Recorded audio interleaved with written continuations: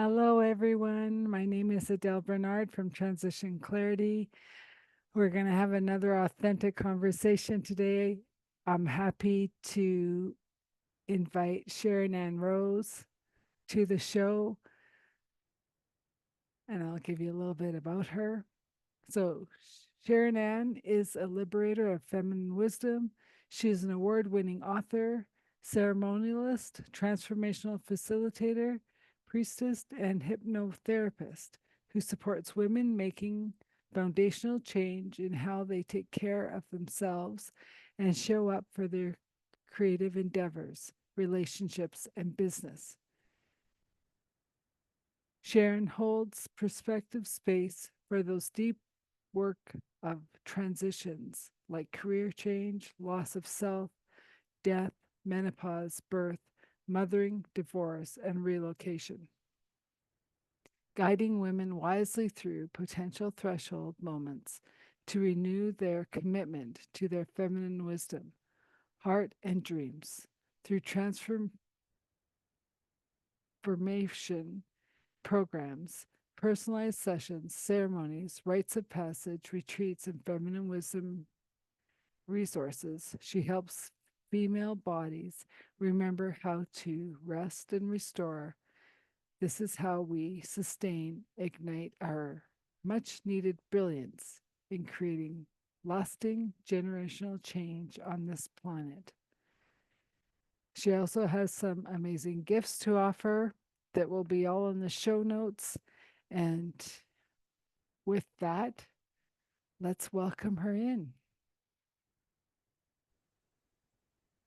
And here she is, Sharon Ann Rose. Welcome to the show. Thank you so much, my dear Adele. Thanks. Okay, so as we were talking on the pre-show, like we always do, how about we start with a little bit of who Sharon Ann is, how you became who you are as this um, midwife to midlife. I love that saying. Sorry, I said it wrong. Midwife for midlife. And yeah, let's see how you came on this journey to end up here. You bet. So I actually like your take on words of midwife to midlife as well.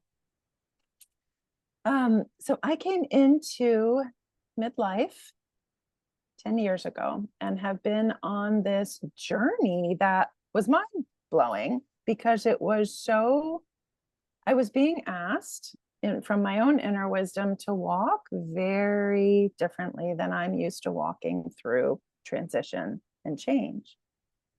It invited me to get very quiet, to pull out of life, and not out of life itself, but out of the way I was doing life.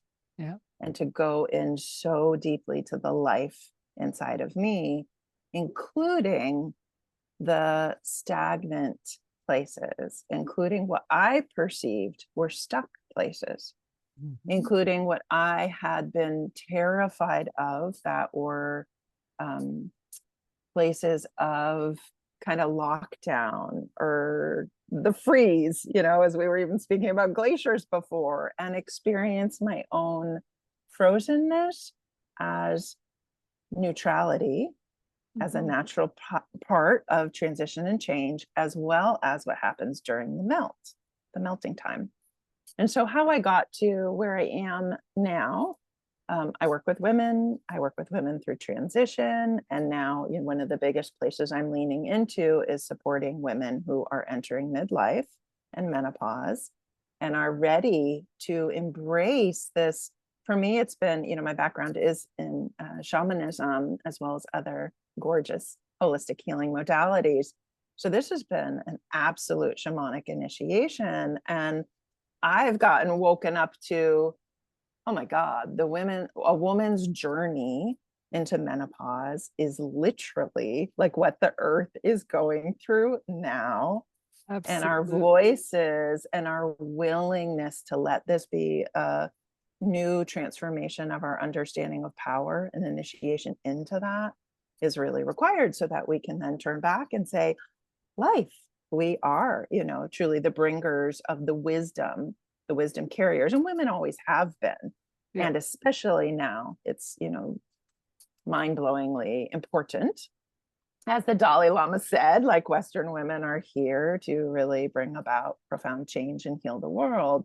And I would say midlife menopausal women, really, really can usher in support, wisdom, care, guidance, a stabilization for these massively transitioning and changing times. And how I got here, out of I was born into a family as the youngest of 4 girls. I was studying women from the womb, truly, and went on to undergraduate as for women's studies, gender studies, and then began working with women, and after I worked with women in a variety of just really unfortunate, not well served situations, in social services and human services, then I began my own practice. And then I would work with women at various thresholds of change, like pregnancy, new motherhood, moving into divorce, changes in career, all those different nuances. And then so much of my training, personal experience, and then through working with women is very much about, coming back into the body, coming back into the body's wisdom, grounding into the earth, our own direct connection to the earth and to universal consciousness in our fleshy systems, and really letting that guide us, speak to us, inform us, and liberate us so that we don't fall into the prior conditioning saying that our bodies are dysfunctional, that we should be ashamed of all these supposed malfunctions, instead of realizing, no, like the earth is going through, like we were talking about, we are here showing the way to rebalance and come back into more holistic harmony. So that's my overview. Well, it's just a little one.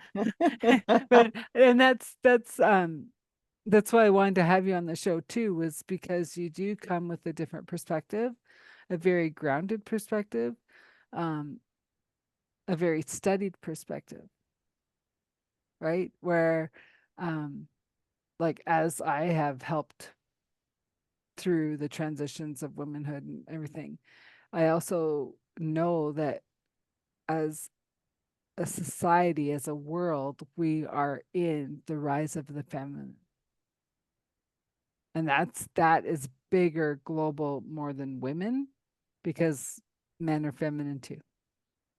And it's getting that balance. And it's the next 20, 25 years, depending on when you think we started, like, right? We could already be 4 or 5 years into it. We have 20 years left, or we haven't quite really started, but we have 20 years, like, right. So whatever, we're in it. And how to support these women, and how also do men support their partners in this, oh my gosh, my world's falling apart, what do I do? Right? And I do want to, tip my hat off to the men who are stepping up to help in this, because so many people are just like, I'm working with women, I'm done with men. I'm like, no, we need both. We need everything, because we are whole people, feminine and masculine. And how are we moving forward? But ultimately, I want to bring up the fact, like, because I know you're on mute. When we were talking, you still have that lingering cough. And I want to bring it up for people who say, oh, I have this cough, or I have the flu, or I have the blah, blah, blah, right? My understanding is your body naturally will give you what you need to move forward. When you think of a cough, or like, as you said, bronchial pneumonia, if it's a tickle in your throat, what are you trying to say? What are you not hearing? What, right? Or are you supposed to be quiet and hear? But if it's in your lungs, in all the studies I've done, you probably know with the shamanic stuff too, lungs are your life force. Where's the shadow showing you what you need to, or what you're helping people through, and you've kind of taken it in, or what you are help going through so you can help others. What do you have to say to that? Yeah. Just a little question. Beautifully brought together. Yeah, so I'm going on 3 weeks of this deep cough where my lungs are literally have been aching and on fire. Mhm. And so it's brought me to some of the, most core places of grief in my life, my own, from my childhood, from the way I compensated, up to now I'm 53. Mhm. And also, I was reflecting on this morning, the way we are hardwired to fear each other and to fear a deeper capacity to be love and to take in love. And I was thinking a lot about this also with women, female bodies, and male bodies, and the heartache of how it's been so challenging to truly love each other, in the conditions as we've known them. And, so for me, there's so much clearing. From my own personal life, I really witnessed, my two role models of mother and father Mhm. just bickered literally until the day my father died. And so there was that just warring energy of an incapacity to truly cross the threshold into allowing oneself to be loved and to love the other. And as I, age in my own marriage and relationship of 27 years, it'll be, I'm profoundly moved at how much we have softened with each other. And my heart, as it goes through, because that's what it's also been, it's lungs can take you right into the heart. They're so close, to each other. Mhm. And it's been that prayer of how can I in the world really continue to foster that inner safety that allows us to show up and Mhm. stop the warring between genders, which is as old as, time, and Yeah. stop the warring in us between those inherent qualities of Mhm. masculine and feminine, which I feel like I've been working on forever. It's been such a dedication and devotion of mine. And I can feel, this work with the lungs has brought me to a new understanding of that. Well, Life and force, like you said, life force, like life force requires partnership. Life yeah. force requires partnership in us and between us in the world. And life force requires, for me, and the way I hold wisdom, our partnership with the earth, our partnership with life energy, our partnership, not like we can go in one direction or the other. I've certainly felt it in my own life, like, here, life, I'll do anything that you say. That's not partnership. Or the reverse of let me try to manage, manipulate, control everything I possibly can around me, versus this partnership I see as a deeper cultivation of relation, being in relation and relationship. So that's what I have to say. Well, That's life force for me. and I just want to go back to like the parents bickering, because I just heard before I started this with you, the best thing of, we were brought up in the generation of, they bicker, bicker, bicker. The kids are left seeing them bicker, bicker, bicker. Then the magic happens behind the door, but we don't understand it. So basically, we're a level 3 gaslighting from our parents. And I was like, and we don't think we have trauma because we never saw the bickering come into the loving space. Yeah. And it was just like that aha moment of like, wow, we have, like, as I'm not a parent, but I'm an aunt.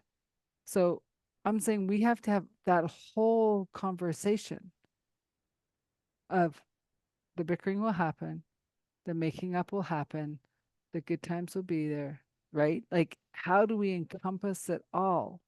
And that comes down to anything, right? Like, you can say it's the bickering between parents or kid and like siblings or whatever, but how do we transform and trust that we're going to make it through the transforming if we never see the other side? We only see the bickering of the transform. We don't see the loving of the transforming. And so then we come to midlife and we go, I can't do this. I don't know the other side. Right? It kind of makes you stop and think of like, well, if we're not being good stewards in our own life, how are we helping others in theirs? So beautifully said. Yeah, and I'm someone who always comes back to how are we walking in relationship to ourselves? And that's where it begins and that's where it ends. And so, are we being good stewards to the heart inside of us through the change? And are we willing to enter into a capacity for not abandoning ourselves ever? I think that out in the world, we have really good conversations now about not abandoning ourselves during the big stuff. We're all pretty aware of that, of, oh, look at my old pattern, you know what I mean, of whatever it might be. And we kind of just leave ourselves at the door. It's actually in the subtle that Yeah. really big changes happen where, just even for example, when my breath was tight and I was really getting constriction and ready to go cough, I was able to watch just because of where I'm at and how much that has transitioned and changed for me over the past 10 years. I was able to just slow down and go watch what you've done in the past when your chest constricts. Because that's also very much a somatic response to Mm-hmm. fear, change, terror. And for me, it was, oh, you have the opportunity to slow down and not abandon yourself through 1 ounce of your beautiful, full, whole breath, even when it hurts. I went, okay, I'll do that. Well, and I like I'll you stay brought with that it. up because um, when I was a tour operator, I I was shocked at how many CPAP machines were on the American buses. The Koreans didn't have them, and the Europeans didn't have them. And I was like, interesting.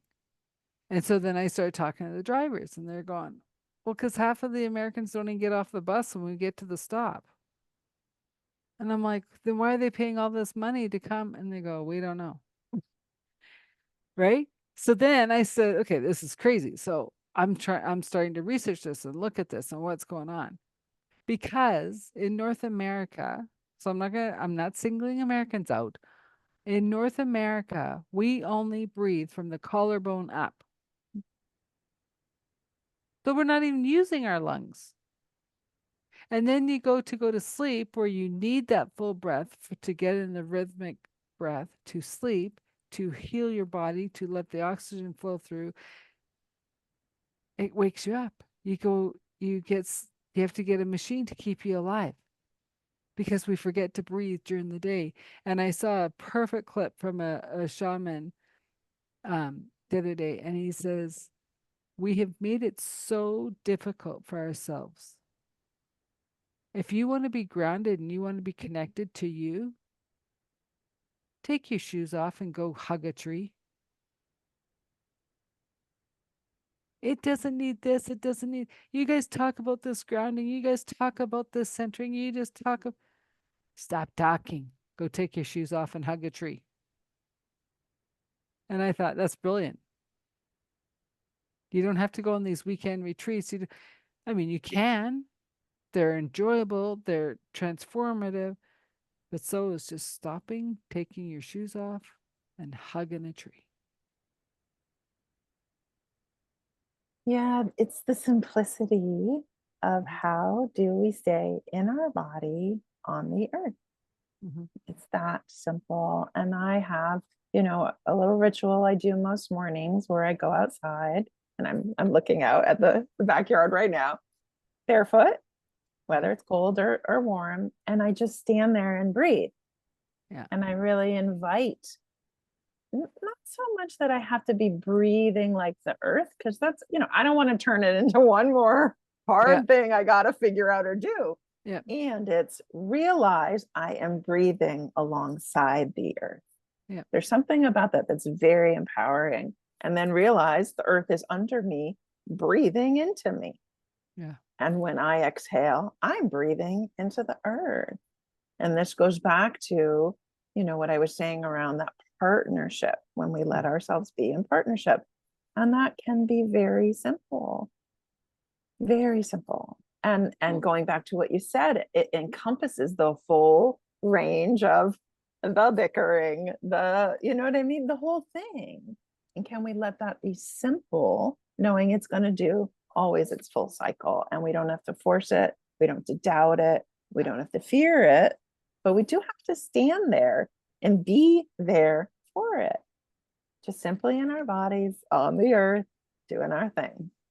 Well, and I like how you're saying about bring it back to the simple, because people ask me, well, I don't have time to meditate. And I go, do you wash dishes? Yeah. I go, shut out all the noise behind you. What? I go, be present with washing the dishes. That is meditation. Come back to your body, be present. It could be 3 deep breaths on the hour. You've done a meditation. Those are micro meditations. Stop making it, I gotta sit for an hour and everything's, and it's like, oh my Lord. I said, I meditate all the time. Do I do those ones? No. Very rarely do I have the time to go and sit for an hour, to have no distractions, like, right? But do I micro meditate all day long? You bet. And being conscious of the breath. So we say we are connected in the presence. The past is done, the future hasn't evolved, and we are present in the conversation. We are present in whatever we're doing. And with that presence, we hold the space for who, if it's just yourself and whoever's in that space, to connect in the oneness of the unity. Yeah, in my work with women, you know, the breath is probably almost always the core thing we work on. And when I say work on, I don't mean it's hard. Mm-hmm. It's actually women go, oh my God, I have never known or felt my breath this way before. And we're not doing anything fancy. We're not doing, you know what I mean? The 10 steps to breathe deeper. It's turn inward and feel what Mm-hmm. your breath feels like. Like, so even when I just coughed, I felt that a little tingly, a little sticky, a little constrictive. I don't have to change it. Mm-hmm. But when we bring our awareness to our breath as it is, something very profound happens. And we do complicate that. I mean, the amount, and they're beautiful. I'm not like laughing in jest, but the amount of like books and research and things now being done on the breath, I mean, Yeah. it's amazing. Yeah. And then we think it's so removed from us that we literally have to go get a PhD in learning how to breathe.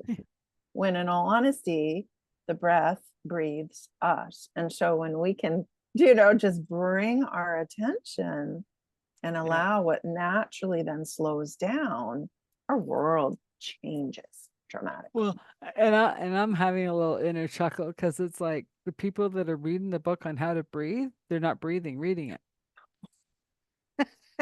No. Right? And it's like, what's the point of reading it if you're not doing the exercise, right? Like, so yeah, and Gary Zukav is one of the best teachers I've followed, that his books are very much like that, right? That it's like Put the book down if you're not going to do the exercise before you go on, because it's then you're just reading words, right? Yeah, and I don't want to undermine, like, there's a lot of very valid reasons why we do that. You know, often Oh, we're living in like this state of trauma, and it's just like we can't even stop to. And I want to even go back to what you were saying about time and like us not having time. And, you know, we are so programmed to be victims no, constantly. absolutely. Every system and structure we perceive outside of us, which has been crafted by Mm-hmm. the human mind, you know? And so when we go, oh, time, how do I be with time in my way, through my body system, through the way my breath moves? We take back time and make it ours, and we're not a victim to Yeah. those ideas of like, I don't have time. It's like, no, actually, have time. Like, take your Well, time back and and and be I'm with it. and I'm just going to take it one step further. Time's an illusion in the construct, right? We all have the same amount of so-called time, but in the presence, that word time or that thing of time is an illusion.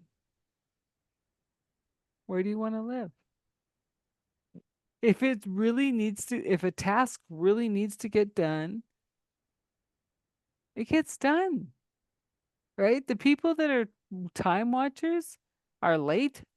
They can't get crap done. The ones that are just like, it's an illusion, the task list gets finished. The baby gets fed. The, like the dinner gets made. And you're like, well, I didn't have time for all that. Hmm. You just wipe that illusion away because you got it all done. Stop worrying about how you're getting it done and when you're going to get it done. You just get it done. It's all working out perfectly. And we will make time. People are often quite astounded when they reflect on their previous day, for example, Mm-hmm. and they realize they made time for the things that were most important to them. And when we let that just settle, but also expand out, we go, oh, I will always make time until the day I die for the things that are most important to me. Mm-hmm. And that creates a real stabilizing and calming force Mm-hmm. for us to step into a different relationship with time. Otherwise, we're panicked. We're so panicked that we'll get to the end of our life, we'll have regrets, resentment, didn't have enough time to do what matters. Versus when we even do a little like self reflection and a little check, we can look at just our past week and say, what mattered most to me? Did I make time for that? And for the majority, we will see the things that really were important, we made time for. Yep. And the other stuff, like you said, we tell ourselves a lot of painful stories of I like, know. I'm not taking care of myself, or I'm not making time to, you know, go have my regular checkups if we're talking about health, or Yeah. I'm not making the time to write my book, or, you know, do something in my life that I really want to do. So when we just slow that down and realize, ooh, what would it be like to stop telling ourselves the stories that we're not making time for the things we love Yeah. most and want to do, and go, actually, I am. That's when, again, we drop the victimhood mentality and we go, okay, I guess everything up to now, that's what I valued most. Oh, right. It's not about time. It's Yeah. about me being more honest about what I value, and Yeah. then making sure I'm making time for what I value most Yeah. and not putting pressure on ourselves, just doing it gracefully and naturally. And like you said, trusting, just totally Well, trusting. and even in my own work, like I'm now working with a lot of people out of Australia, Mm-hmm. right? So it's 15 hours difference. So did I have to shift my schedule to instead of have my 3 o'clock walk, it's now 11, 12 o'clock because now I'm working through till 8, 9 o'clock at night because I got to wait for them to wake up, right? And so like that was a big shift for me because I was like, get the quiet things done in the morning and then get on the calls and then go for my walk, have right. And so it's a shift because by the time the night ends, I'm dropping into bed because I'm like, ooh, it's been a total up.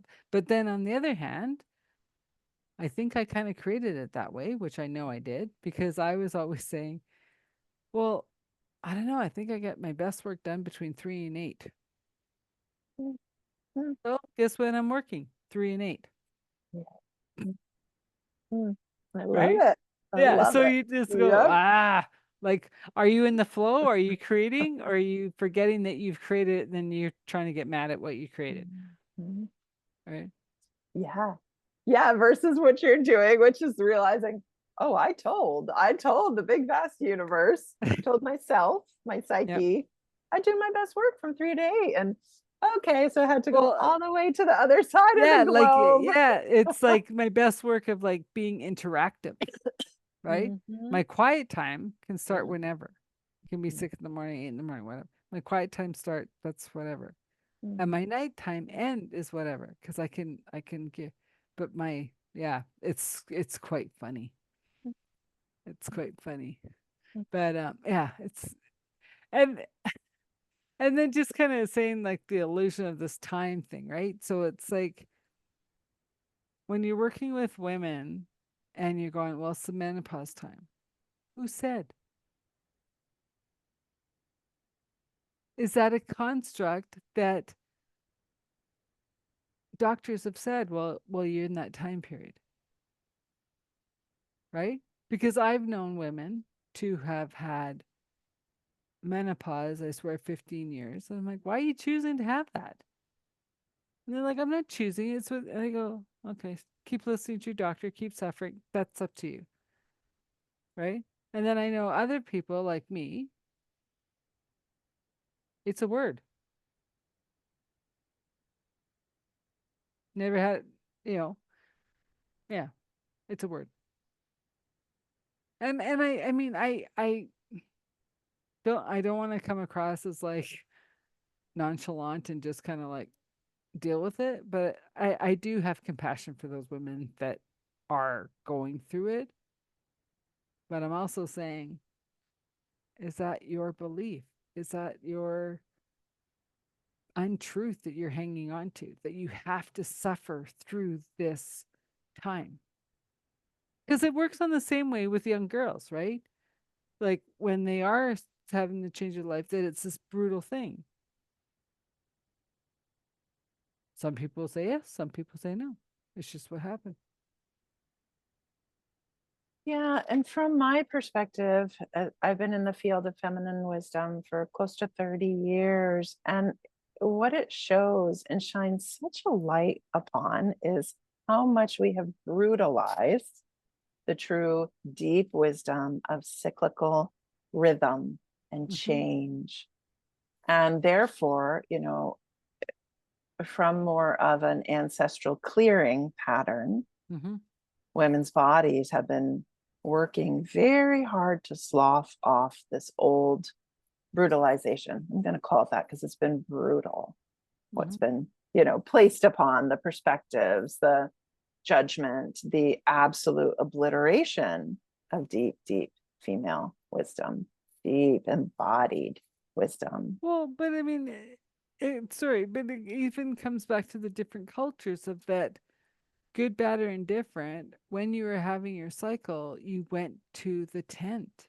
You were in community with women. You were never alone. It was a rite of passage every month. And that comes back to the shamanism stuff of why are we doing the 12-month calendar? It should be 13 and 28. And people are like, what's 13 and 28? It's your moon calendar, Yeah, right? And so the moon calendar falls way easier into helping women understand, yes, you will be going through the change. It doesn't need to be as difficult as you're making it. But also, and then I'll let you speak, but also what's coming up with me and clients I've been working with is part of the pain of the menopause, the midlife, the everything is clearing out the DNA that we said that we would do for our female side, Mhm. right? So that puts a whole different perspective on menopause if you are struggling and if you are, because I know what, like, I know I did that for my feminine side and the DNA back, and I would never wish that on anyone, what I had to go through. So luckily it wasn't months and months and months. you know, Yeah. right? Yeah. And some of my hardest, most physically grueling and also mentally challenging moments during my own transition, I was on my knees saying, for whatever reason, I am choosing this struggle. May it be for the liberation of future generations. May it be for the well being of other women. May I come to a deeper understanding of why. And we can say why we're choosing this, and also why is the medical system doing this? Literally, like commercializing Yeah. menopause. Literally, like once again, this is a time when, if you were to go back to, as you were saying, more of the traditional wisdom ways of women in indigenous cultures and more of that community living, you had the wise elder women there every step of the way, being revered, being seen as both kind of wild and eccentric, and also the ones you would turn to help you through change. Yeah. Because at the biggest, most, thematic place, menopause is the ultimate transition where it's not just one aspect. Yes, it's about your blood stopping, but going back to what something that you said, whenever I begin to work with a woman going through her midlife change, I support her in, because I have so much background in earth shamanism and earth traditions, to realize, for example, using the directions north, south, east, west, I support her to realize she gets to feel what north is for her now. She gets to feel what south is for her now. She Mm-hmm. gets to define what east is for her now. And not out of disrespect to tradition, but a layering on Mm-hmm. of a deeper wisdom, which says, oh, this is the way I'm literally going to greet every moment, every thought, every interaction is, how does this feel to me? Mm-hmm. How does this feel to my system? And how can I allow that to redefine everything I've ever believed, any role I've ever played? Literally, just every moment, like letting it all go and going, what is this moment providing for, myself in my rediscovery and rebirth as a new human being? Well, and to add to that, like I have a lot of really, really strong women in my life, um, who were saying it was like a new lease on life of now they get to like they were, doing their work doing, and now they've just expanded so much more because they're getting that inner wisdom that they just it was eluding them, right? And so like I have one friend, she was 90 when she did the Camino. And people are like, I want to take a picture with it. And she's like, why does everyone want to take my picture? And they said, because we're sending it back to our parents to say, get off the couch, go around the block. But that was her gift to herself at 90 years old to walk the Camino. And it's Yes. like, okay. And so this is who I'm saying. You might not be my tribe that, but you are my tribe of being that guiding light, showing me the way that it's like the second coming, like of ourselves, right? And if anything I can help, like I share with people, it's like coming home to you for the first time ever. right? Because we've always listened to the people, the media, and to go back to, um, like, why are we hearing all this and the manufacturing of it? There was a, a while back they had changed the feminine products, saying you get more, but for less price. There was an uproar saying, "Do you think we're stupid? Making a bigger box and putting flashy writing does not mean we're getting the better deal. Stop lying to us." And I was just like, that was hilarious. You can pull your roll over a lot, but you cannot, you know. Yeah, I love that example of a woman at 90 walking the Camino, Yeah. It's like it's our opportunity to say what matters most to us, because that's why I'm here. And Yeah. if we go back to like lungs and life force, it's our time to say, what is my life force? Yeah. How am I going to access it? How am I going to sustain it in relationship, in partnership with what, is most intimate to me, whatever that's going to be. Well, And intimate then, to being in within you. exactly. Everything else will do Yeah. what it's going to do. Yeah. And then we bring ourselves, we bring that core relationship to us out into the world so that we can continue to, yeah, because so many women have become washed away from following media, from following others, from following those in leadership, from following other women, Yeah. just washed away. And there's this now, reigniting of our own life force where we can then still turn and go, oh, what do you have to say about that? And Yeah. not get washed away because we've touched a different fire source in us. Yeah. We've touched, you know what I mean? The, Yeah. the lungs, this life energy in a really different way. Well, and you think about what the lungs do in a body, right? Like, even as someone's transitioning from their earthly body, your heart can beat a little bit longer if your lungs give out. But if your lungs give out, that means everything's given out, right?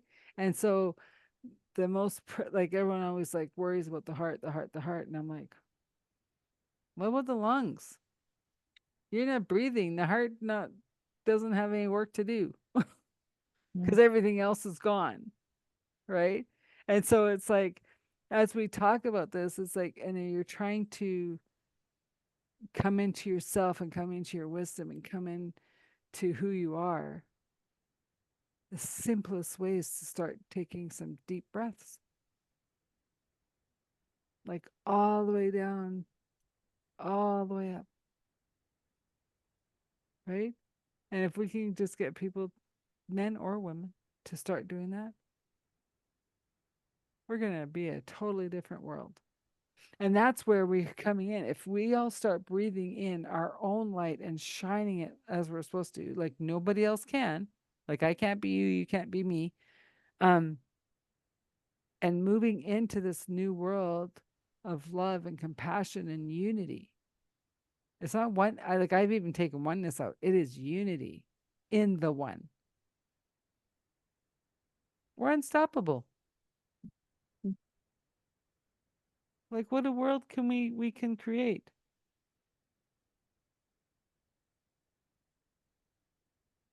Yeah, there's something that happens, and I've watched this time and again. It's any body, and I'm going to use women as the frame of reference because Mhm. that's, what I know so well. When a woman feels safe in her body and you watch her breath go deeper and deeper, literally until it hits the perineum. Yeah. And then next thing you know, she's not just breathing up and down, she's breathing to the side, and those lungs, that chest, and then feeling one, her edges, which are really important to feel. It's important to know our edges, our boundaries, so we can set them, so we can live inside of a deep reverence for our own needs, our own desires, and our own sensitivities. Mm-hmm. And then you also watch her go past them, which is what you're saying. It's like, what is beyond everything we've ever known about how to be with each other, about what life can be? We enter it through our breath, through that truly like every directional. Well, and I'm Because we glad you. finally feel safe. We Yeah. feel safe that we can explore. We feel safe that we can wonder. We feel safe to be magical again, and and go have some fun. Well, and I'm glad you brought that up about the safety, because we are a monopole, right? And the monopole always brings it up and then out. And if we're not breathing, the outward, um, I don't know, circle, whatever, is shrinking, shrinking, shrinking. And then you go, well, my boundaries aren't being held. I go, because you're not holding them. You're shrinking because you're not breathing out your monopole. You could have it 3 feet, 3 miles. Like, who cares? Like, how far do you want your circumference to be of your physical space? Well, that comes down to the breath. And if you're not breathing, people are going to be in your face and you're going to go, I don't like it. Well, you're creating it because you've shrunk your monopole. But if you breathe your monopole out, people will ask to be able to come into your space. Yeah, it's powerful. This is powerful. I'm so glad you're on the show. Because who knew you were going to go so deep, so fast, so like, and, but I also, like, I know we've been talking about the women, and I don't know, the men can do this too. They can absolutely get in touch with their feminine side, their nurturing side, nurture themselves like they've never been given permission to. And like, for instance, I had a client who said he's retired and his wife's still working, and he goes, I just don't know what to do for her. Right. And I said, when she walks in the door, have your arms open. She might fall into them and you just hold her. And he's like, well, what? I go, because she just needs to know she's safe, she's at home, and you love her, and no words need to be said. Right. And that's the thing. It's like we have to do, we have to say, we have to, and it's like we don't. We wait until they're ready to talk, or we hold them, or like. Yeah, and we're hungering for this as a humanity. Mm-hmm. I'm in a relationship with a male. I am the mother of 3 boys. Mm-hmm. I am surrounded by, these beautiful male bodies. And so I've watched, because I have two older sons, 25 and 20. So I've really gotten to see them go through some huge milestones of, when they were younger. And man, was I a very feminine based mama, and, just showering them with attention, affection, touch. And they've journeyed through that, where I've had to really step back and let them find their way. And they've also pushed me away. And when we realize exactly what you just said, like, we get so in our heads, Mm-hmm. and we put a lot of pressure on men. Mm-hmm. Men as well need us, whether it's women, whether it's other men, etc., whether we're going to go beyond gender and go more into transgender and non-binary. We all crave just this space to be and to rediscover who we are in our most natural, and going back to what you shared, that like fluid capacity just to be breathing ourselves into being, breathing ourselves through our own life force and through the life force of the natural order of things. And we have not been we haven't been giving that to ourselves, and we sure as heck haven't been giving that to each other. And so everybody's walking around so compromised. And when I, come back to, to be in a healthy relationship with my husband, with my boys, I just need to love and respect them. Yeah. And that actually is a tall order in this day and age, because women, because of our challenges with feeling safe in our bodies, we wanted to control. We wanted to control our relationships, our marriages, our mothering, all of it. And so to And come where's the back into godness? exactly more, divided, more Divided. separated, and less feeling our own true power in our Yeah. own selves. So when we're just like, okay, my only job and task at hand to be in relationship to these, beautiful men, just find safety every day, find safety, find breath, find that, and then just be there. And they'll, they'll receive my love and respect, because I'm not trying to do anything to them anymore. I'm not trying to change them. Trust me, I've tried. And I, you know what I mean? And that was so painful. And now it's just like, oh my God, let's just celebrate the beautiful men you're turning into. Well, And and I think I've seen this a lot, especially with single moms raising boys, is that they're trying to be both to their sons. And it's like, lead by example. If you love yourself, male, female, all of you, your shadows, your light, your everything, they're gonna see that and they're gonna start loving themselves. And when they don't love themselves, they're gonna go, Mom, I'm not loving myself today. And you're gonna go, okay, let's explore. Let's see where it's going. Right? And then you're just like, okay, you good? I'm good. Okay, see ya. Bye. Like, right? And it's not, we're not going, well, something's wrong. And I know something's wrong because he came home from school and he drops his backpack. And it's like, let him be. Right? Let him come to you. And my friend had a perfect example. So she's a music major. She's like beyond talented, does sound healing, right? And she'd be like, oh, bad day at school. She could see him walking up right to the house. And she'd be like, one song, two song, five song, we'll see. And her son would come into his room, blast his hard rock music, which they gritted through. And sometimes might last a matter of 5 songs. And then he'd come back to the family and say, I'm home. Because he went to release the day. And it's about, it doesn't matter if it's you, your husband, your kids, who's coming in, release the day, I'll be back. It doesn't mean they're going into their cave forever. I'll be back. I got to let the day go. And it's funny because I worked with a guy that I said, but you really like this job. And he goes, yeah, my wife says it's me or the job. And I go, why? And he goes, well, I have to find a new job that's farther away because I get home too fast and I still have the work day on me. So she basically gave him an ultimatum. Either me and the kids are leaving or you're getting another job. So he got another job that's further away so he can let go of the day before he comes into family time. yeah, it's interesting. I had so much work to do around anger and rage, and my kids got to watch me go through that transition where I literally had an anger practice.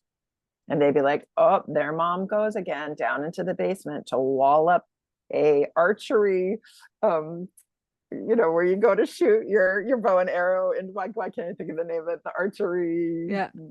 Target. bullseye or whatever, target, there you go. And I would wallop it with a metal bar, and I would scream or play music. And it Wow. wasn't until I allowed myself my own relationship with rage that I was able to turn to my partner and my boys and realize, oh, you have the right to have rage too. Because Yeah. before then, I was trying to stifle something that made me uncomfortable because of my own upbringing and what, the rage that I watched. And it was not respected. And so when we can respect the rage of men, because they've got a lot of rage. So even that, like letting go of the day, do we all understand what male bodies have been going through?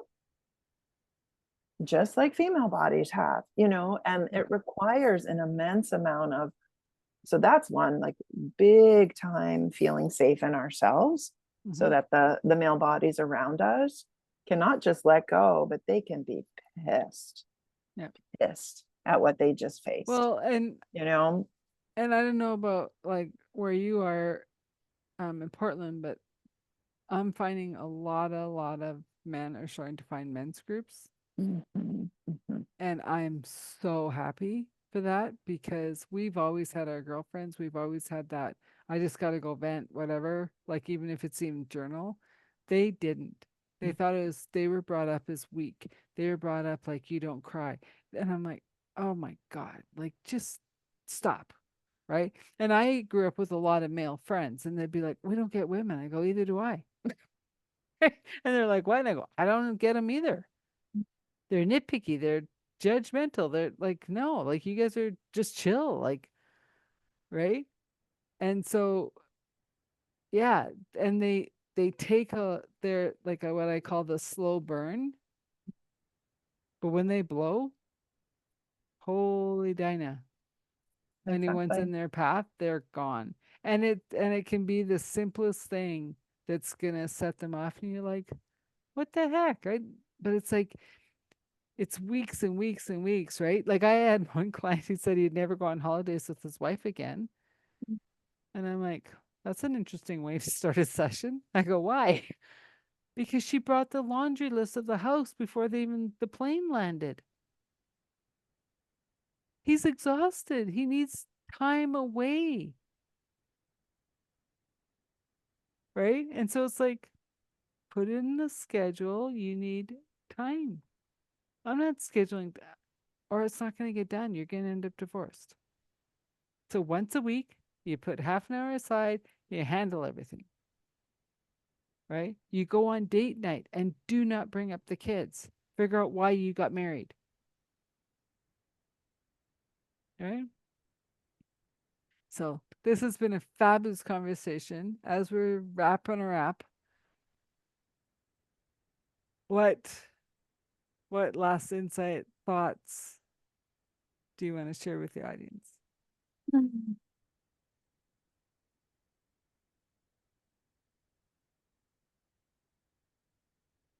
The last piece I want to share is, may each person who is listening know that they have all the time in the world to be in contact with their own breath.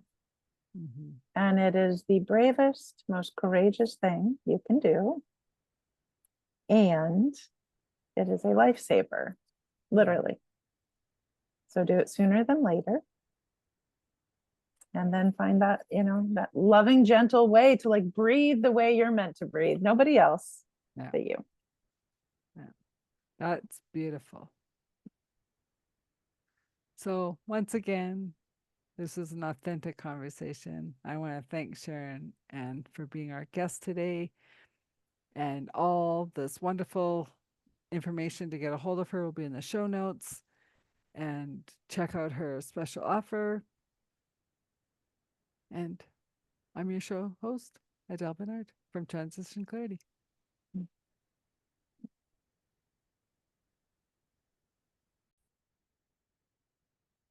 Wow. Wasn't episode 35 with Sharon Ann Rose amazing? Talk about a deep dive into women's histories, into the problems, into the solutions, into just nurturing each other. And we also brought in the masculine, because they're going through the change too. They can't not go through the change if we're going through the change. And as humans, we have to all be here to support each other and work with each other and love on each other. Because you know what? This life is hard. And with with help and compassion and kindness, we can make it a little bit more ease and grace with flow. So check out the show notes, check out her special offer, subscribe, like, leave a comment. Again, this is Transition Clarity. I'm your host, Adele Bernard, and you have just finished another authentic conversation.